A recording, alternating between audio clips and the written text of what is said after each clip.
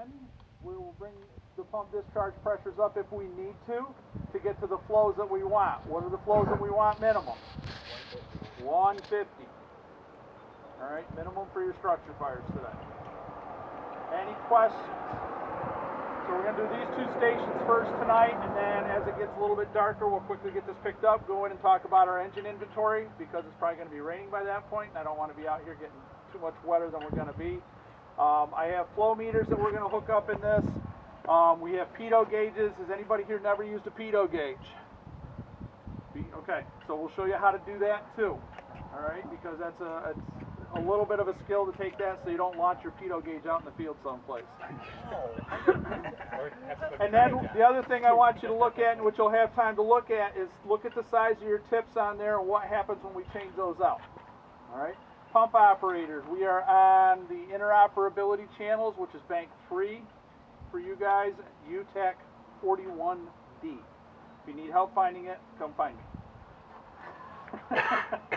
All right. Instructors, you have your radio, right?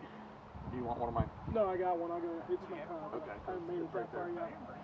Better Get my gear. I thought you guys used smoke signals up there. Hey! So we're not going to work much with positions tonight. We'll do that the next skill session, but we may talk a little bit about that on the hand line. So be on your toes tonight, backup guys, and gals, because you're in that position. We're going to be cranking. This is not going to be a, close your ears, this is not going to be a BFO class with wimpy pressures, okay? We're going to flow water tonight, okay? So I'm kind of offended by that. you're going to have to hold on. So. Hey, if the BFO instructor's allowing it to happen, then so make sure you get one of these. Folks, look at this before you get going here too far so you know what information you want. Make sure you know the size of the line, the size of your nozzles. If you've got a smoothbore nozzle on that, make sure you get the dimensions off of that so you know exactly what we got on here so that we can go back and do our calculations a little bit later and figure that stuff out. Okay? So that's here, a couple of clipboards. I'll let you guys figure that out. Get your turnout gear. Let's get back here. We'll be able to tell what we're getting for water flows. Where do you want to go? Only hook one of them at a time up there. So, Kander, hook yours up first. We'll put the flow meter at the truck. About all 200 feet? 200 feet plus your nozzle. You have a down. We're going to have one at a time, right? Yeah. I'm thinking 100 feet. What nozzle are you thinking? Oh, it's coming at you. You got it. Mercury, right. So it's designed for one guy to deploy that, and typically you have it hooked to your engine or pre-connected, right? So think about it. I can get water on the fire as quick with this as I can with a hand line, almost. Because I still would have to, that's a dead load, or no, yours is 200 connected, correct? Yeah, pre-connected. All right. So some of the people put it on a dead load, and then you got to disconnect it, and, you know. But we got a 200-foot pre-connect there, right? So you pull up, and the chief wants, what do we get out of an 1 3/4 line typically? 150 minimum, 150, 180, somewhere around there. How about a 2.5 hand line? 250, yep. Okay, 250, 300, depending on what nozzle, right, we're using today. So in progression, typically we'd start out with our 1 3/4, approximately 150, right, 200. Then the next one would be that hand line at 2.5. That will give us up to 250-ish. We're still mobile because it's still a hand line, right? Now we need more water than that. We're going to go to something like this, a smaller monitor, which will flow up to 500 GPM. So 500 GPM, then we're going to go over to our bigger monitor over there, and we'll talk about that with the different size tips. You know, 1200 GPM is not, you know, unusual, and we'll look at what size tips to see what size they actually are. So that's the progression of what we're talking about. And who had the 2-inch line? You guys? Yeah. What do you figure you're using a what tip on that? 1 1/16. Oh, But we're 1 under 1/16, we're under okay. pumping it Okay, off good. the truck, Yep. so we're ballpark 225. Okay. So those are the combinations, and of course your combination And your hose, well, what we're going to show you tonight is the hoses and the nozzles make a big difference, right? So the different combinations you have, and the key is get what you got, deploy it, and then we'll go through, and that's how you're going to learn. And the only way we really know what this is flowing, I can go through and look at the manufacturers, what information they give you as far as coefficients and stuff today. A lot of them will not tell you their actual coefficient. And the reason for that is, as they're manufacturing with their different hoses, our standard coefficient for our inch and 3/4 was 15.5. That's our old inch and 3/4 hose. Today, we're finding our hoses have less of a coefficient, which means we have more water flowing through them. So even the hose that we have, which we bought as regular inch and 3/4 hose, is actually flowing more than the legacy hose that if you go through and do the calculations manually. And that's because of the process they're using today. An inch and a half, right, hose with inch and 3/4 coupling for the most part, or inch and 3/4 hose, excuse me, with inch and a half couplings is usually bigger than inch and 3/4 with new manufacturing processes. So I think you guys probably talked in class, a lot of the hose today is 1.88. You're almost talking halfway between inch and 3/4 and 2 inch. The only way we know that is actually go out and put a flow meter or pitot on it to actually flow it. And it's going to make a difference what discharge you are on your engine too, right? So if I have to go through a lot of plumbing to get to my discharge, that's going to affect my flow rate in the man. So combination of where your hose comes off, what hose it is and what nozzle it is, and then go from there. Now obviously once you know that, then it's real simple to figure out what pressures I'm using with my pre-connects. So with this one we got to 200 feet, right? So if we look at the calculation, we're gonna go up to our maximum of 500 GPM to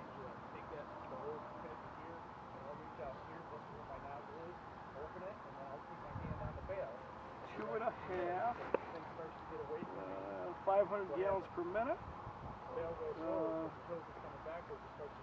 We're figuring about 50 PSI friction loss with a 2.5 inch hose. Okay, so we've got 200. So right there, what do we have? Right, we got 200 feet though, and it's 100. It's right, 100 total, right? Yep. So then, what nozzle pressure do we run one of these at? Smooth bore master stream. 80. 80 would be the recommendation. Why do they say 80? Because at 80 PSI here, you're getting the optimal stream out of the design of that nozzle, okay? Which means it's going to give you the optimal breakover where it starts breaking away and the optimal reach that the manufacturer sets. Now I can adjust that higher or lower, right? That's going to affect my GPM, and it'll also affect my reach. So one of the concerns we have when we're using any of these master stream devices is, where do I want my water, right? So I have to place it where it's going to be able to reach into that building. And the other thing is, what water flow do I need? So we look at the different stack tips on this, right? The bigger the opening, obviously the more water I get. So if I want to use the maximum flow, and let's take a look at this one here, we'll get down to this bigger one here, and actually, the inch and 3/8. okay, inch and 3/8, 80, and that would give us that 500 GPM, 502. So if I want to use this to its maximum capacity, this is the opening I want.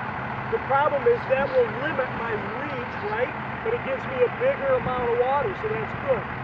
If I want to go a little farther, inch and a quarter here, at 80 is going to give me 400 gallons, 415. So 500, 400. If I go to the 1 inch tip at 80, it'll give me about 266. So basically we're talking 300, 400, 500, right? So that's the change by putting a different one of these on. So we've got a flow meter, which hopefully is going to be working. we'll kind of get some rough ideas of what we're flowing with this based on what we would pump it at. So we're going to start out with let's start out with a 1-inch tip.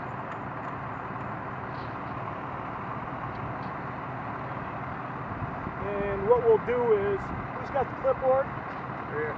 You want to throw this on here so I don't lose that or ruin that? That's the stakes. So let's start out with, we're going to start with 80 here for our nozzle pressure. And we know we may go as high as 180. But what we'll also say is this hose probably has a better coefficient than the old standard hose because it's fairly new modern hose. So we'll go 50 and 80. We'll start out at 130 and we'll kind of see what our meter reads, and then we'll go up from there to see if we can get 500. So what might be our limiting factors? Supply line. So how much water do we have going in right now, right? If nobody else is using that, that's only going to our engine, right? We can get 500 PSI through a 3-inch line. Okay? Conceivably. And obviously he's going to keep, I don't know how, you got good pressure on these, and those are good mains, because that's it. So the limiting factor for us, if I can get 500 in there, right, I'm not going to get enough to run that at its max, right? And because we have to consider our water supply. And here with a 2.5, right, I can boost the pressure up to get more water. But at 80, the way this is designed, with a 2.5 line, I'm going to get a little less. Okay? So what we'll do is we'll fire up. First thing we'll do is fire up at street pressure and let everything flow. And then we'll go up to our like 130, do a pitot reading, look at our gauge, see where we stand. And actually, let's go over that pitot reading. The gauge measures flowing water. It gives us a pressure, and then we convert that through a formula, or in our case, a little cheat sheet there, to gallons per minute. So the other way we can do that is with a flow meter. So we're going to use the flow meter, but eventually we'll end up using the pitot. So the way this works is you can look at it, and it's got a little scale here, and it's designed to go halfway from the degree. So if that's what it is, a quarter,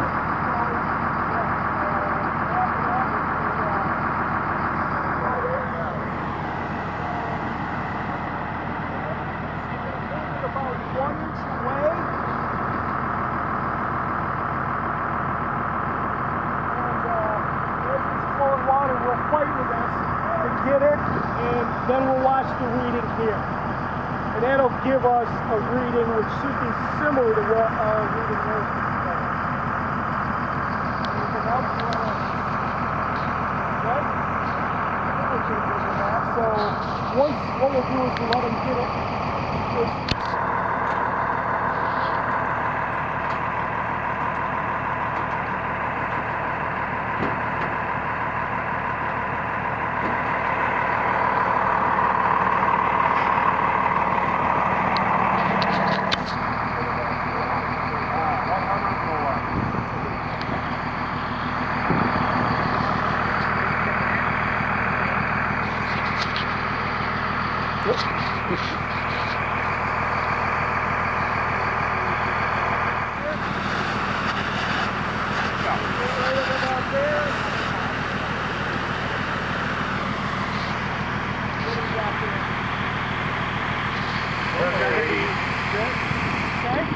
So we can take a look on that sheet, that slide rule sheet, and that should give us an idea of,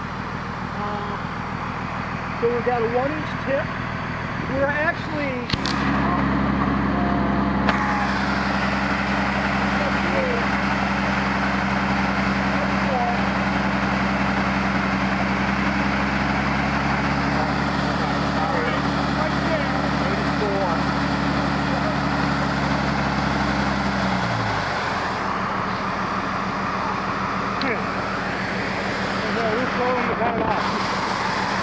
All good?